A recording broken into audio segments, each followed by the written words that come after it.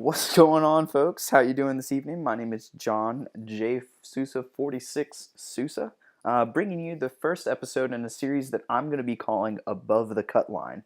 And what does that mean? Well, in this series, we're going to be taking a look at cash games, specifically for the PGA DFS on DraftKings. And each week, I'll be looking at the player pool and picking out, 10 or so guys that I think are reputable and that you should have in your cash game lineups. Now, first of all, if you might be new to DFS or new to DFS golf, let's talk a little bit of cash game strategy for DFS golf. And it's kind of different from every other sport in a few ways. One is being that it's imperative that you have 6 out of your 6 golfers make it through the cut on Friday in order to pretty much ensure you're cashing. So that should be your mindset when you're putting together your cash game lineups. You want your safe, reliable guys that consistently make cuts that also could have a shot at taking down the tournament as well. So keep that in mind when you're constructing your cash game lineups each week. But let's get down to this week's tournament, the Crowne Plaza Invitational at the Colonial Country Club in Fort Worth, Texas. So just some specs on the course before we get rolling here. It's a par 70. It measures out to be 7,204 yards. There's 124 players in the field this week, which means the top 70 plus ties make the cut. And I've been reading around this week, and I think there's a little bit more merit to making a truly balanced cash game lineup as opposed to going stars and scrubs this week. And we'll get to why that is here in a second. But excuse me. A couple stats that I've looked at this week that I believe are relevant and that I think you should take a look at too, in no specific order, are par 4 scoring, par 3 scoring, driving distance, scrambling, and approaches from 175 to 200 yards. So keep those stats in mind when you're constructing your lineups this week. And definitely use them as deciding factors between, 2 or 3 golfers that you're looking to include in your lineups this week. So without further ado, let's go ahead and jump into the analysis of the player pool. We'll start out top, and I figured I'll just hit on them just because probably everybody wants to know. I will not be rostering Jordan Spieth in a cash game this week. I just don't think that he is worth it. Let me change what I said there. I think that he is worth it, but I think that he's more suited for GPPs as opposed to cash games. So take that if you will. If you find a lineup that you're really in love with Jordan Spieth in cash game, definitely won't talk you out of it. He's arguably the best golfer in the world right now, but I won't personally be touching him in cash games. Same with Zach Johnson. He's a 2-time winner here, but that $12K price tag is a little too steep for me. The guy that I will be rostering in cash games this week, if I'm going high end, is Mr. Jimmy Walker. He had a good finish here last year. He finished tied for 5th. And obviously one thing that I love about Jimmy Walker is that he is a fantastic putter, and I think that that is an extremely relevant stat any week, but especially this week. His recent form, some people might look at his missed cut last week or a couple weeks ago at the Players and be like, wow, do I really want to play 11-2 for a guy that, missed the cut and might be in bad form even with a tied for 38 in the Masters? And they obviously wouldn't know that Jimmy Walker is one of the best golfers on this planet. So I definitely am not worried about his recent form. I think that he will perform well this weekend. Like I said, he's a fantastic putter. He's a pretty decent scrambler as well, and I think that that will help his out this week. His only real knock, I guess, would say is that he's just okay accuracy off the tee. If I was, playing him in a GPP, I would be a little bit wary because I would want the accuracy to be a little bit better. But, I think it shouldn't be a problem for your cash games. So I highly expect Jimmy Walker to be in contention this weekend and potentially even win the tournament. So if you're, excuse me, I just ate dinner, so it's backing up a little bit. But as I was saying, if you're paying up in your cash games this week, Jimmy Walker is definitely my high dollar option. Moving a little bit down the list, probably to the most popular player this week is Ryan Palmer. A lot of people might not know this when doing their research, but Ryan Palmer is actually a member of this course, and that's definitely going to play to his advantage. He has a very good strokes gained tee to green stat, which is obviously something that you want to consider every golfer with when constructing lineups each week. And he's very good with his approach shots from 175 to 200 yards as well. Really, across the board, it's hard to find something that I don't like about Ryan Palmer, which I believe will be the prevalent case for many DFS players this week as well. Just some course history for you as well. In the past 4 years, he's made the cut each time. He's finished tied for 5th, tied for 14th, tied for 5th, and tied for 31st. So like I said, he's going to be extremely popular this week, but in my opinion, he's a pretty tough fade in cash games. There's definitely some merit to doing it in a GPP, but I personally won't be doing it in my cash game. So I love Ryan Palmer this week.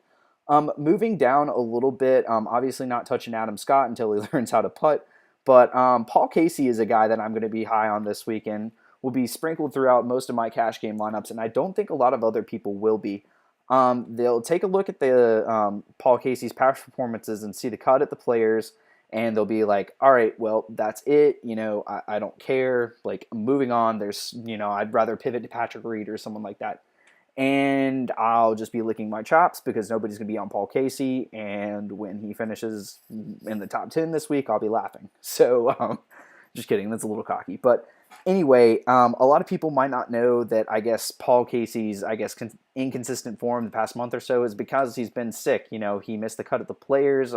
Played pretty well at the match play, but he hasn't been relevant for the past month or so, and people might look at that $9,300 price tag and not want to pay it for Paul Casey.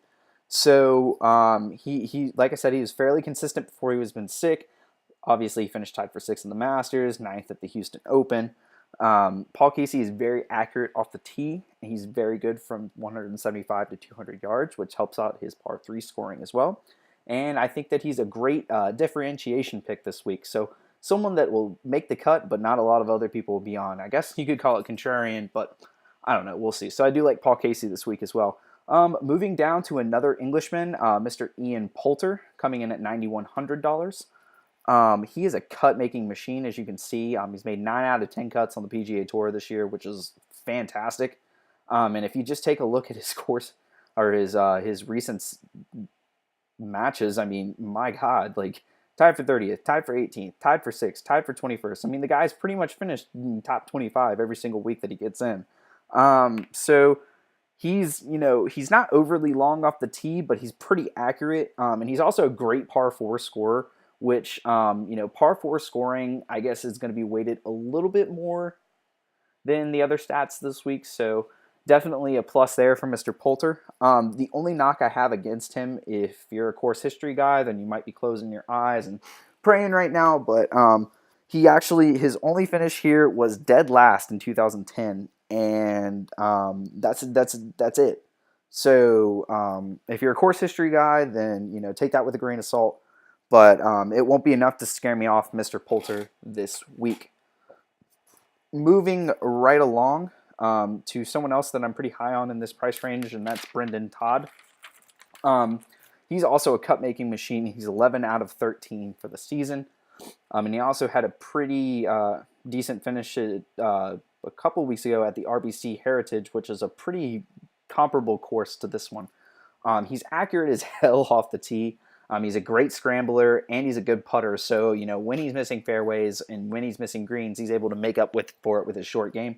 And he also does have a little bit of course history on his side as well. He finished tied for 5th here last year. So I love me some Brendan Todd this week. Definitely will be a staple in a lot of my lineups. So moving on, don't have a lot of time to talk about all these guys, but Chris Kirk is someone that I like as well, and the same with Hunter Mahan. Both of them make a lot of cuts, and their game's set up pretty well for this course.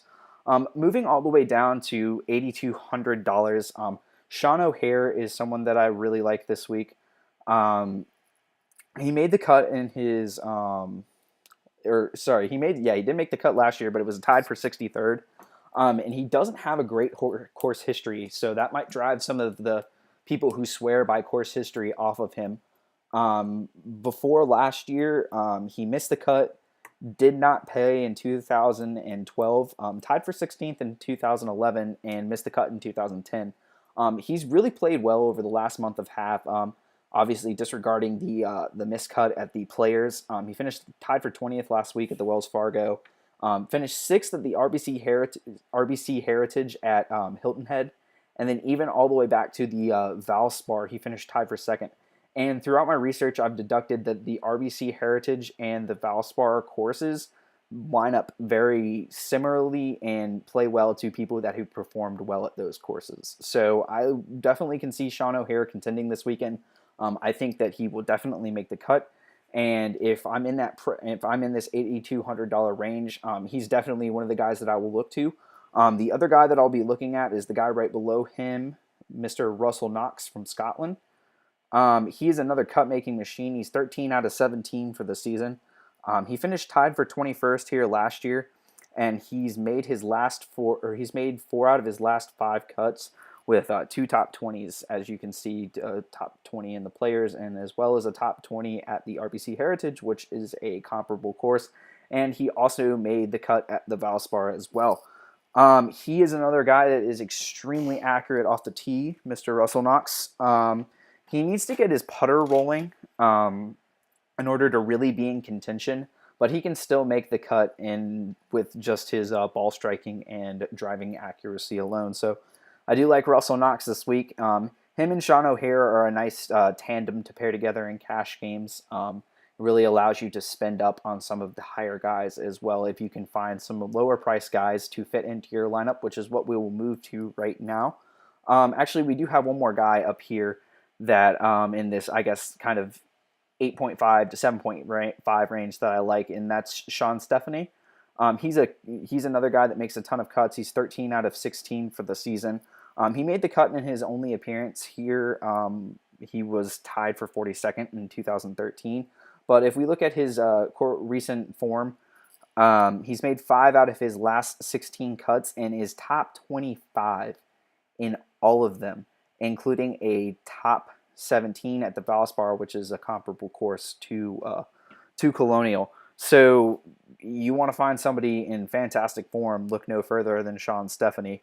He's great from 175 to 200 yard approach shots. And he also makes a fair amount of birdies too.